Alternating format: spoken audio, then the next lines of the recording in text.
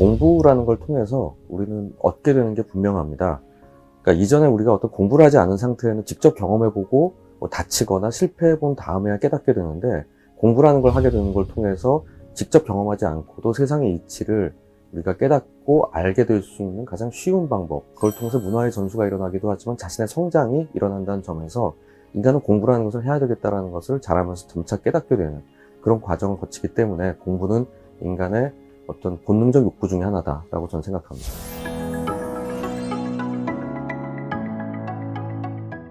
공부 자체가 너무 지나치게 압박감을 경험하고 있는 사람들에게 어떤 얘기를 해줄까라는 얘기를 하면, 제가 엄기호 선생님이랑 사회학자랑 썼던 공부 중독이라는 책 이야기인데요.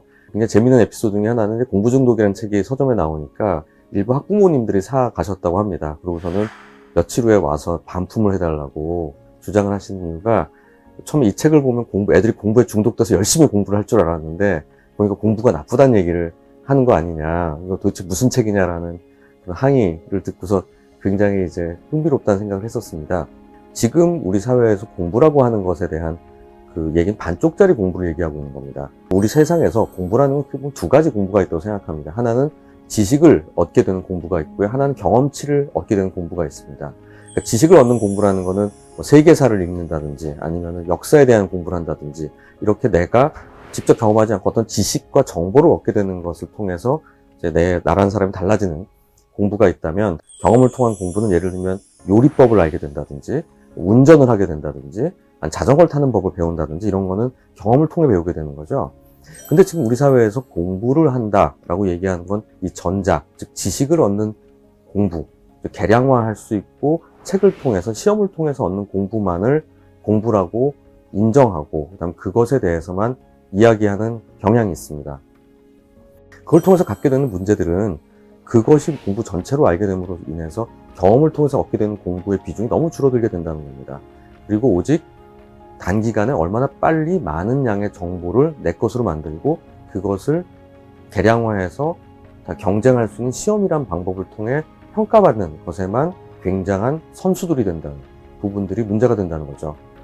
저는 그런 부분에 있어서 공부라는 것에 대한 기본적인, 근본적인 개념의 변화를 가져야 된다고 생각합니다. 정보를 얻는 공부는 필요 없다는 게 아니라, 그것뿐만 아니라 경험치를 높이기 위한 공부, 즉 내가 내 삶에서 정말 중요한 그 부분에는 균형을 가지려고 노력을 하는 게 굉장히 중요한 부분이라고 생각을 하고요.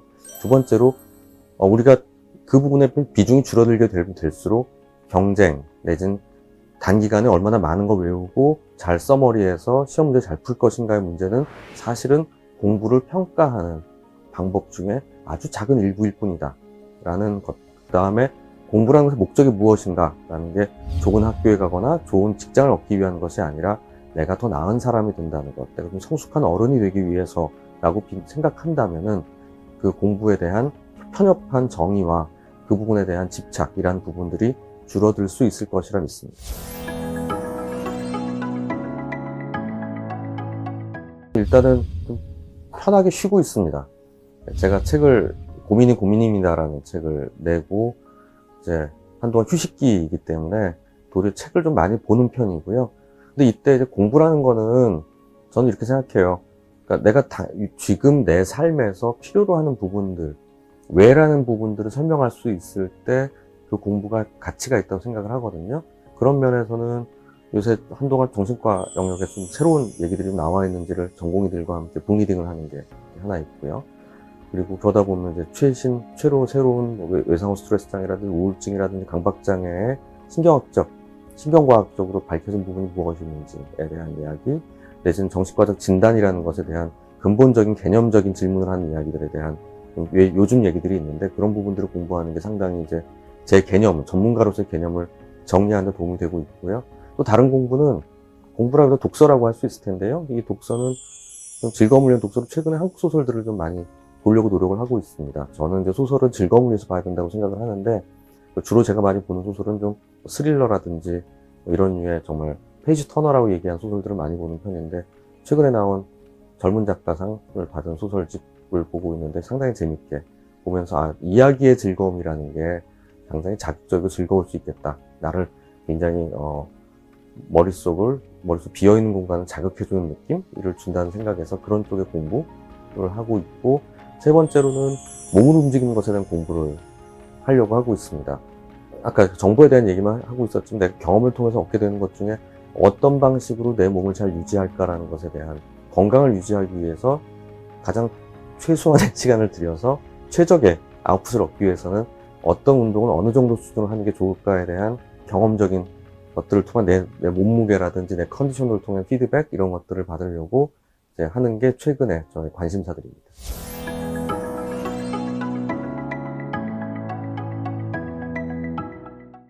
저는 책이라는 거는 10,000원에서 20,000원 남짓의 금전을 지불하고 한 사람의 지식의, 지혜의 총화를 얻을 수 있는, 어떨 때는 인생의 총화를 얻을 수 있는 굉장히 경제적인 소비 행위라고 생각을 합니다.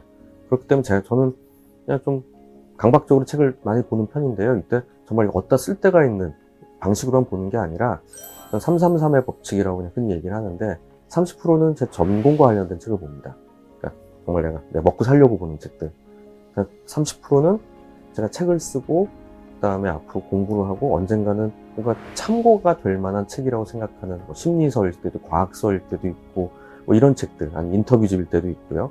그다음 30%는 정말 즐거워서 보는 책들, 만화책, 뭐 에세이, 소설, 뭐 이런 식으로 얼추 제가 뭐 장보기를 하면서 카트에 책을 넣을 때 이번엔 주로 실용서만 넣네? 그럼 이번 좀 전문서적도 한두 권 좀 넣으려고 노력한다든지 이런 식으로 하고요.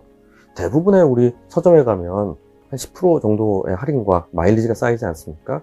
그럼 그걸 싸게 샀다고 좋아하는 게 아니라 그 정도, 한 20% 정도, 5권에 1권 정도는 버려도 된다.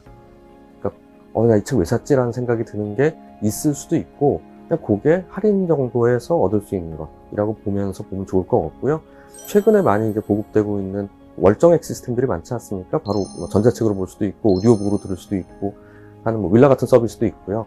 이런 서비스에서 다양한 책들을 한번 골라서 읽어보시고 들어보시고 하는 게 시간 낭비가 아니라 그냥 보면 좋고요. 그 다음에 꼭 첫 페이지부터 끝까지 봐야만 책을 봤다라고 생각하지 마시고요. 그냥 중간중간 발췌독을 할 수도 있고 재밌는 부분만 봐도 되고요. 그냥 뭘 하나 남겼다. 내가 이 책을 통해서 뭘 얻었다. 이게 이런 거였네 라는 것만으로도 충분히 가치가 있다는 생각을 갖고 책을 읽는 버릇을 갖게 된다면, 그거는 우리의 삶에서 굉장히 소중하고 괜찮은 좋은 버릇을 하나 갖게 되는 것이라고 생각합니다.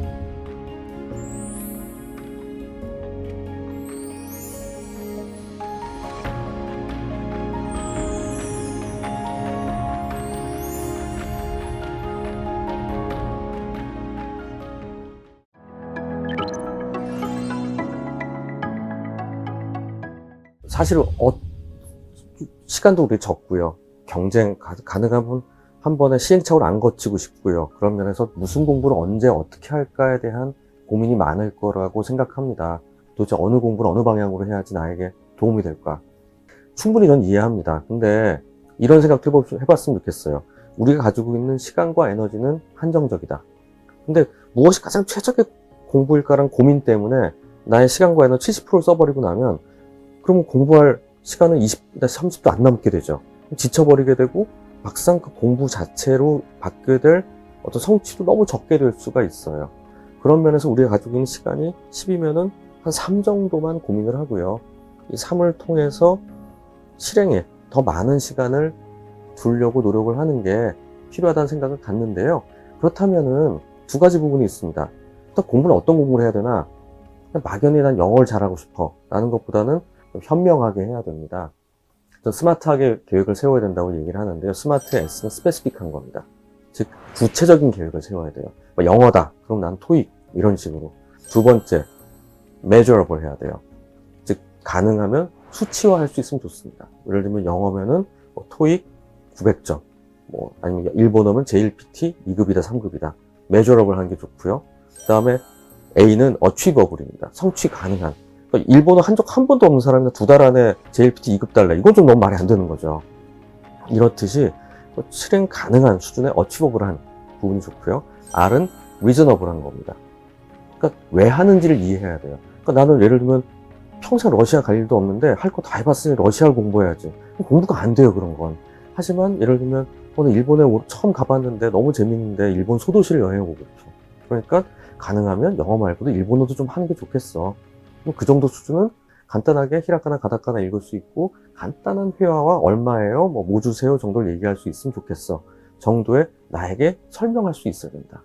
마지막으로 스마트의 T는 타임 리미티드입니다. 즉 시간을 정해놓고 하는 게 좋아요. 그러니까 저 같은 경우는 저랑 상담하는 분들한테 토익 시험 같이 날짜를 잡습니다. 3개월 후 이날로 우리 시험 같이 응시하자. 그래서 가끔 한 달에 한 번씩 만나서 물어봅니다. 얼마나 공부했는지. 왜냐하면 막연히 나는 영어를 잘하고 싶어. 언제까지? 몰라. 언젠가는. 이런 답이 안 나오는 거예요. 즉 1년, 2년보다는 반년, 3개월 안으로 그냥 내 눈앞에 보이는 정도의 타임 리미트를 주는 방식의 계획을 갖고 공부를 하는 게 좋다는 거고요. 두 번째로 공부라는 거 어디다 써야지 되는 공부는 아니라고 생각해요. 내가 원래 하려던 게 아닌데 취미 즐거워서 그냥 꾸준히 알아보던 게 어느새 내 일이 됐어요. 라고 얘기하시는 걸 굉장히 많이 보게 됩니다. 왜냐면 내가 재밌고 즐거워서 했던 공부들이기 때문에 그게 나중에 진짜 내 것이 되고 남들이 하지 않는 그 무엇이 되어 있다는 걸 발견할 때가 있거든요. 그런 부분들을 생각할 때 꼭 지금 이걸 어디다 쓰려고 하니? 라는 말로부터 벗어나서 내가 재밌어서 하는 거 라는 것들도 꼭 죄책감을 갖지 말고 그냥 즐겁게 하는 공부로서 해보는 것도 좋겠다라는 생각을 합니다.